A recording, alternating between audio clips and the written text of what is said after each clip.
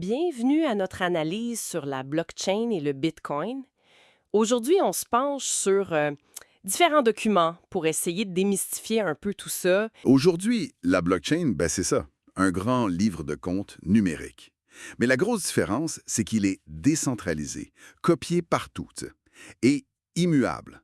Une fois qu'un bloc d'infos est ajouté puis lié aux autres avec de la cryptographie, c'est quasi impossible de le changer. C'est cette sécurité-là distribuée qui est vraiment au cœur de l'affaire. OK. Et c'est là-dessus que le Bitcoin est né, si je comprends bien. La première grosse application. Exactement. C'est présenté comme ça. Une monnaie électronique pair à pair. Ce qui est marquant, c'est l'offre limitée, là, à 21 millions. Une rareté voulue. Puis aussi cette transparence des transactions. Tout le monde peut les voir, mais en même temps, les personnes derrière restent anonymes, ou presque, grâce aux adresses cryptées. C'est ça. Ces données m'en fous. Pour faire une transaction, tu as ton portefeuille numérique, ton wallet, il y a ta clé publique, ton adresse pour recevoir, puis ta clé privée. Ça, c'est comme ton mot de passe super secret pour envoyer. C'est là qu'interviennent les mineurs. J'entends souvent ce terme. Oui, c'est eux.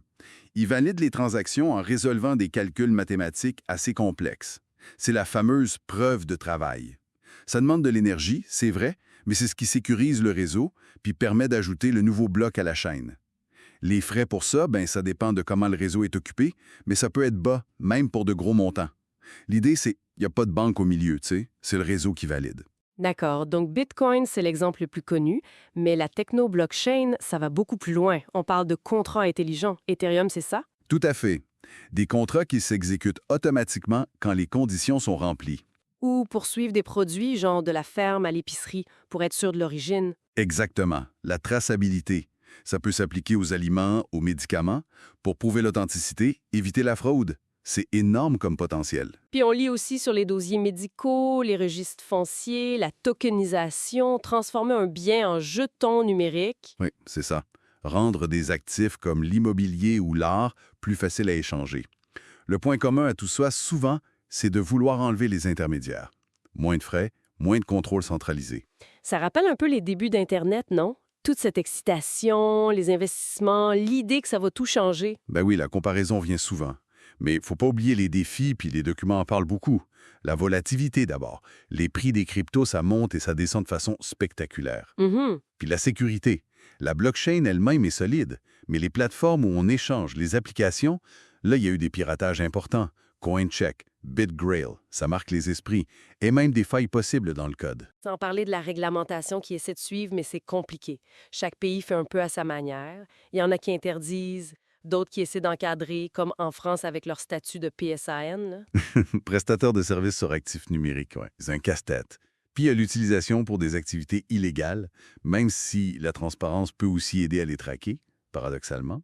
Et bien sûr, l'impact environnemental de la preuve de travail. C'est intéressant ce paradoxe que tu soulèves et qui est dans les textes aussi. Une techno née pour éviter les banques, les États, et maintenant ce sont ces mêmes institutions qui s'y intéressent de plus en plus. Oui, on voit l'intérêt pour des monnaies numériques de banque centrale, les projets pilotes dans les grandes entreprises.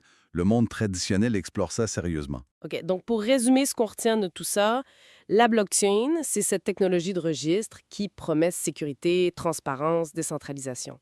Un potentiel immense. Le Bitcoin, c'est juste la pointe de l'iceberg. C'est bien ça. Faut voir la promesse, mais aussi être conscient des obstacles. La sécurité dans l'usage, la réglementation à venir, l'impact sur la société, sur l'environnement. Et pour terminer, peut-être une piste de réflexion qui ressort de nos lectures. Au-delà de juste l'argent ou la finance, est-ce que cette technologie pourrait vraiment, comme certains suggèrent, changer notre façon de gérer les données? Passer du big data centralisé, souvent privé, à quelque chose de plus collectif, plus citoyen. Redéfinir la confiance et la propriété à l'heure du numérique. C'est une grosse question.